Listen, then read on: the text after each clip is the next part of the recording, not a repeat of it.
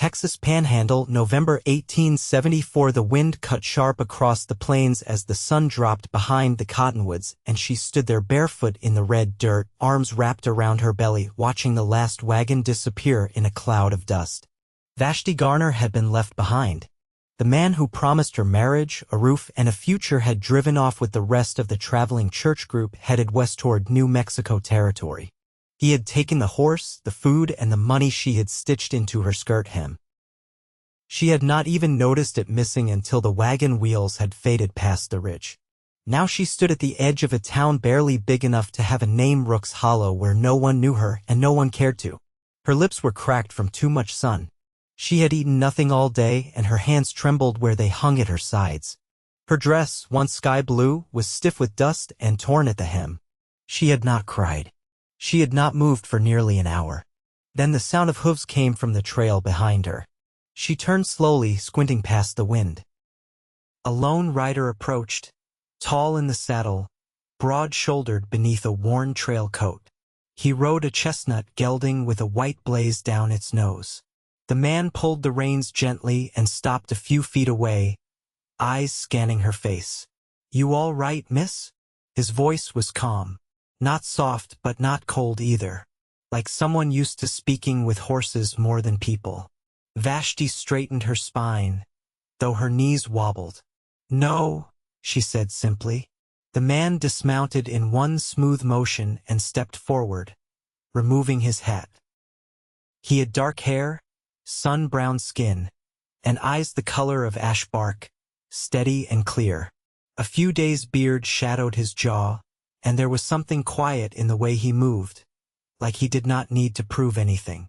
"I am Xavier Kessler," he said, nodding once. "You look like you could use some help." "I was supposed to be married," she said. "He left with the wagon train. Took everything. I have nothing." Xavier looked past her toward the empty trail, then back. "You hungry?" She hesitated, pride like a stone in her throat. Then she nodded once. He reached into his saddlebag and pulled out a wrapped bundle. He handed it to her without a word. 2 biscuits, thick with lard. A strip of dried venison. A small tin of peach preserves. Vashti's hands shook as she held it. "Sit," he said gently, gesturing to a flat rock near the trail. "Eat." She sat. She ate. He did not watch her closely, just settled on the dirt beside his horse and waited. When she finished, she wiped her mouth with the back of her hand and looked at him. "Why are you helping me?" "Because you need it," he said simply. "That's enough." She looked down at her hands. "I do not know what to do now." "There is a livery down the road," he said. "Couple of boarding rooms behind it. Old widow runs it. I know her. I will bring you there. I do not have money. I am not asking for it." She looked at him closely now. "What are you asking for?" Xavier met her gaze. "Nothing." Vashti stood slowly, brushing dust from her skirt. She did not know whether to trust him, but she had nothing left to lose. He helped her onto his horse, then walked beside her as they moved down the road into town. Rooks Hollow was barely more than a few buildings: the livery, a feed store, a saloon, and 2 shacks with broken shuttered windows. The boarding rooms were behind the livery, as he said, and the widow, a sharp-eyed woman named Alma, took one look at Vashti and opened the door without question. Xavier paid for 3 nights. When Vashti tried to speak, he just shook his head. "Sleep first. We will talk later." That night, she sat in the small room, her belly full, her body wrapped in a borrowed quilt, and listened to the wind outside. She thought of the man who left her. How he had smiled when he lied. How quickly he had taken what little she had.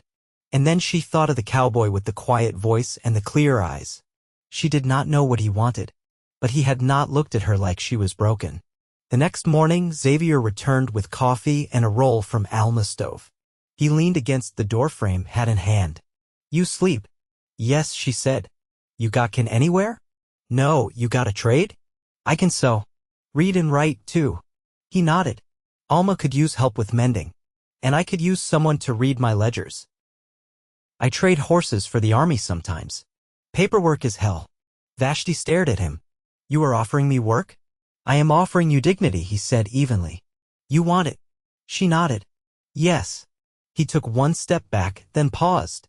You remind me of someone I lost, he said quietly. My sister. She was strong too. Vashti's breath caught. She had not expected something so personal. Thank you, she whispered. He just tipped his hat and walked away. That afternoon, she started sewing for Alma. In the evenings, Xavier brought his books by. He sat at the table while she copied numbers into order. He listened when she spoke. He never interrupted. And slowly, something began to shift. She started watching for him at the window. He started bringing her wildflowers in his saddlebag. One night, as the fire crackled low and she handed him a page of tallied figures, their hands brushed. He looked at her then. Long and quiet. Vashti, he said, her name a low sound in the still room. She looked up, her heart pounding. I am not a man who courts easy, he said. But I want to know you. If you will let me.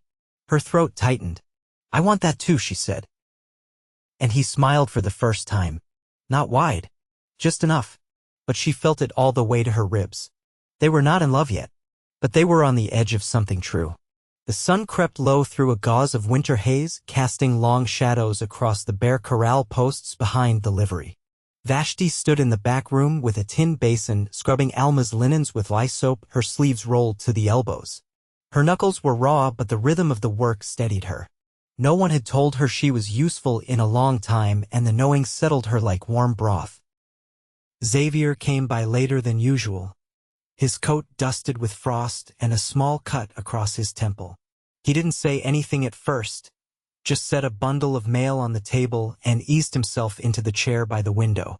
She dipped a cloth into the basin again, wrung it, and laid it flat across the drying line. What happened? Thrown from a mule near Cimarron Creek, he said, brushing dirt from his sleeve. Army-issued mare, skittish. Didn't take to the smell of a cougar upwind. She glanced at him. You stopped the bleeding? Mostly. He tipped his head so she could see. She walked over without asking, took his chin in her fingers, and tilted his face toward the lamplight. He didn't flinch, but his eyes followed her, steady and unblinking. She cleaned the crusted blood with a cloth and poured a splash of whiskey from the tin flask he kept in his coat. He didn't curse, just exhaled slowly. You should keep clean bandage on it next few days, she said. You offering to check it? If you keep getting thrown by mules, someone should.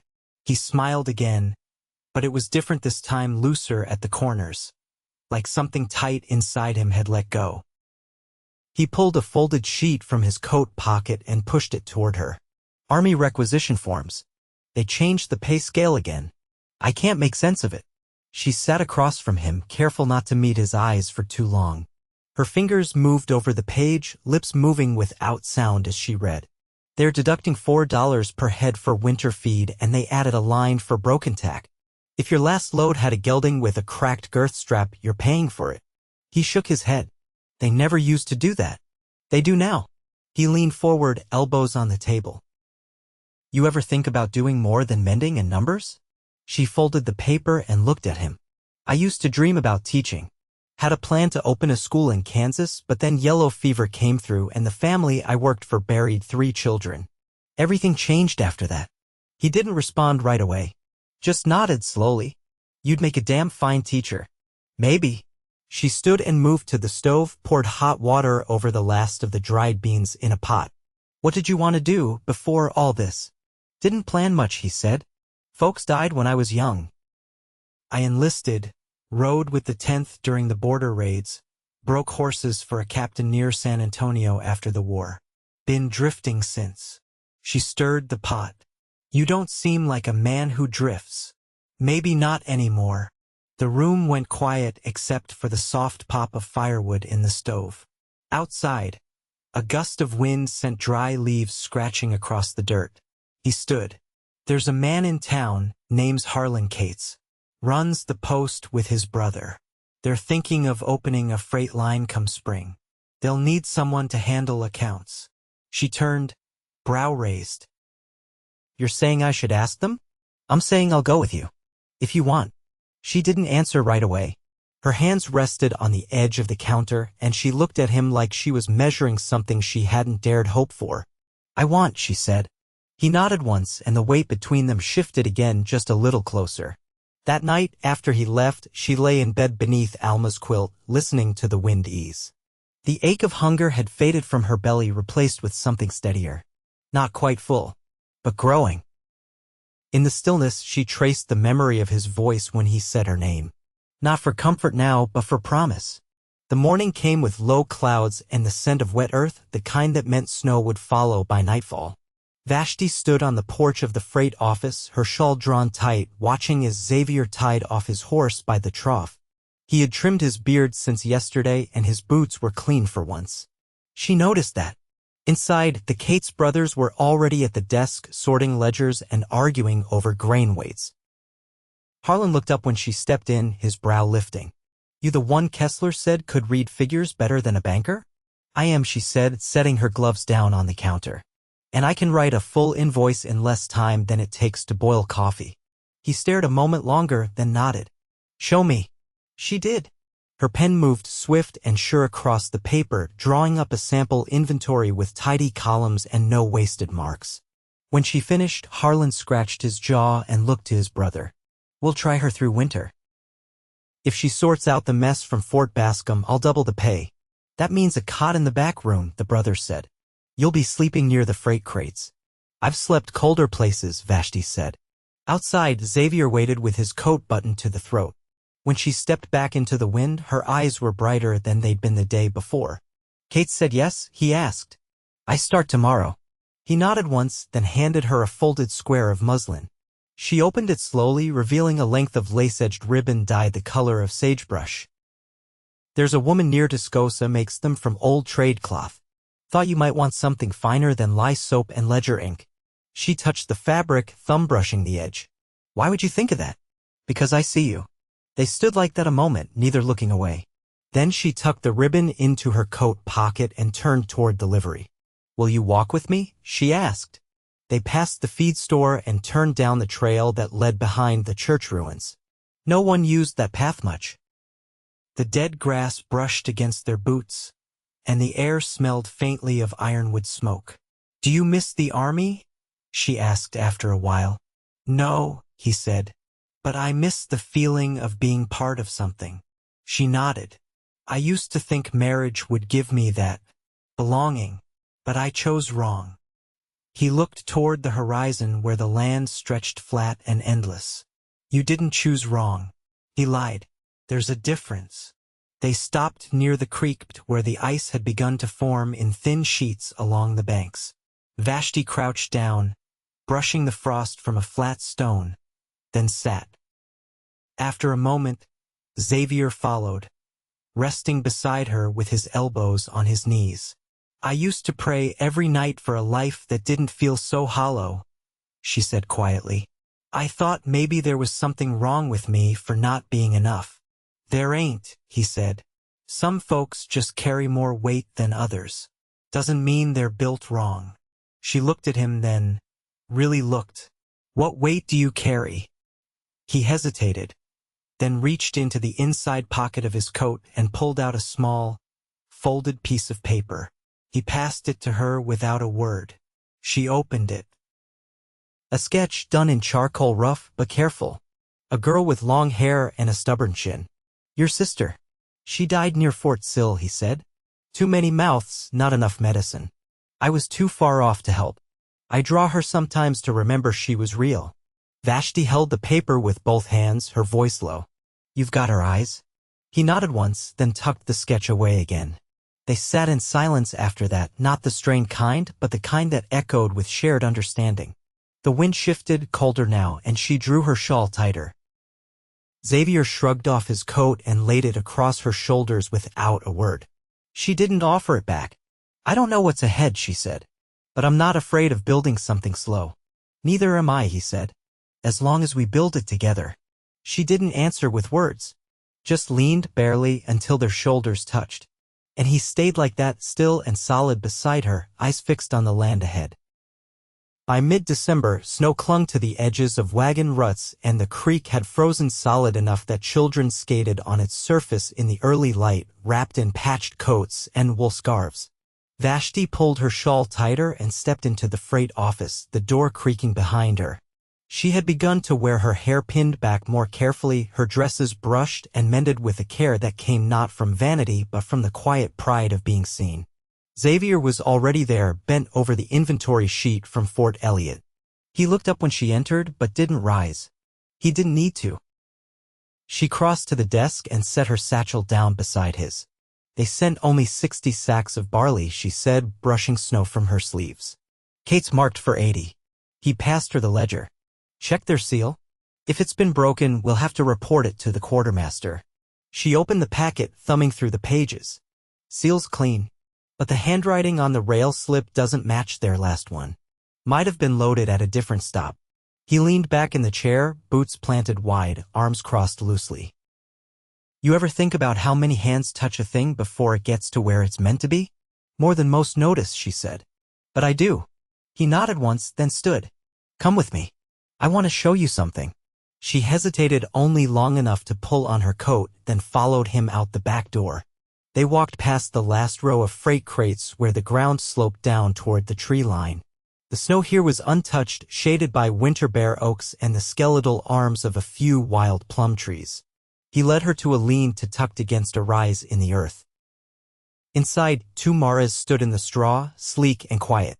A newborn foal blinked from behind its mother's flank, its legs wobbly and unsure.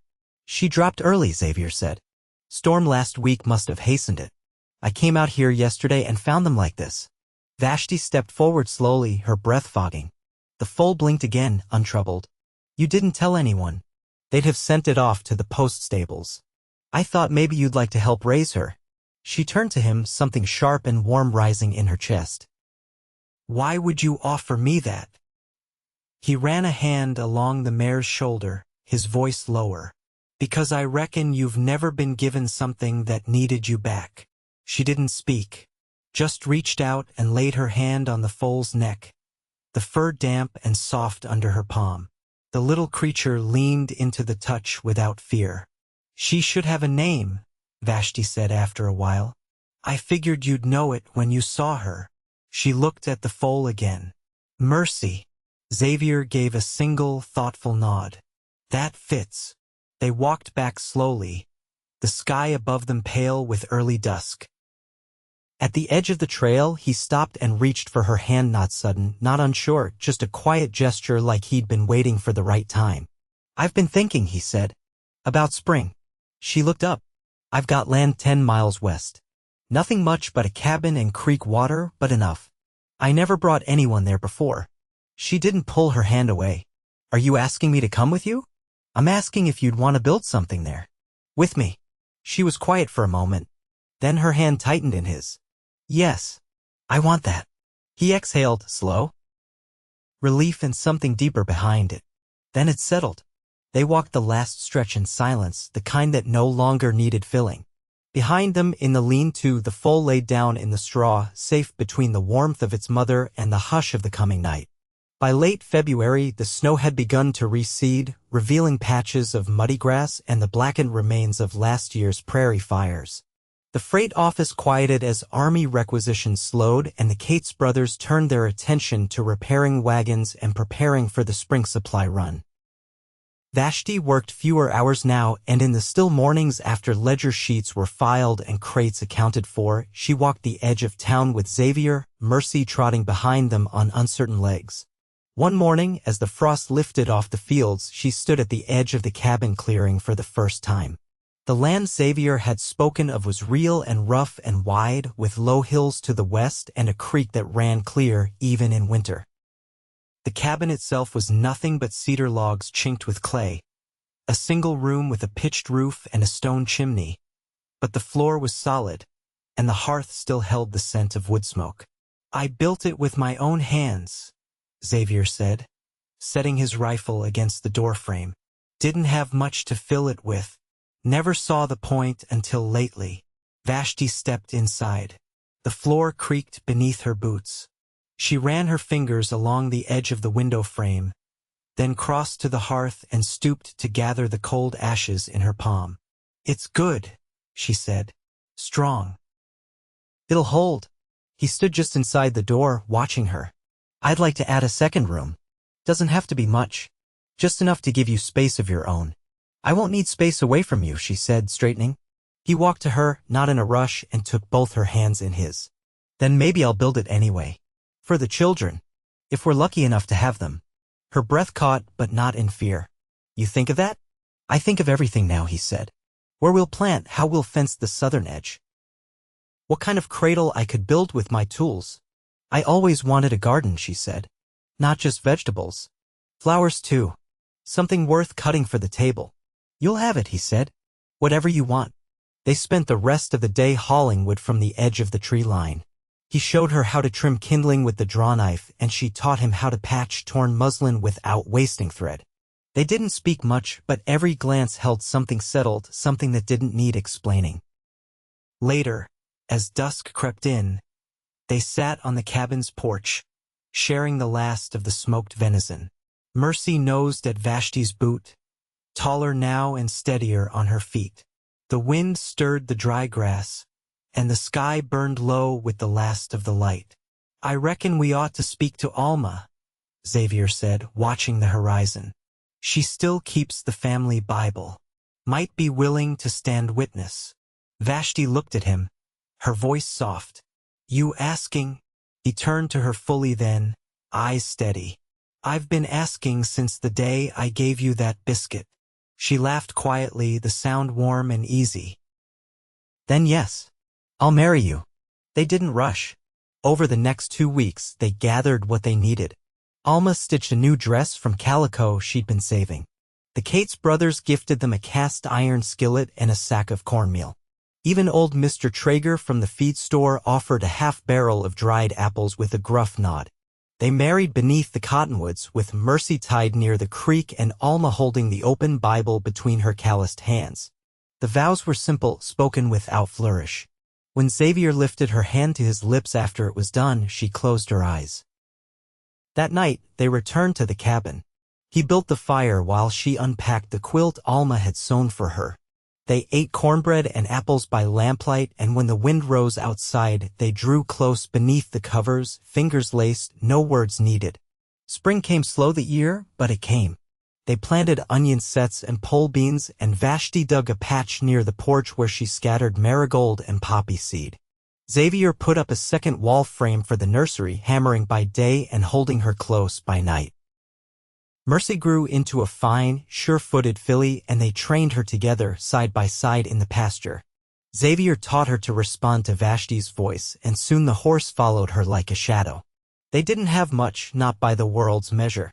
But they had the cabin and the land and the shape of a life built by their own hands.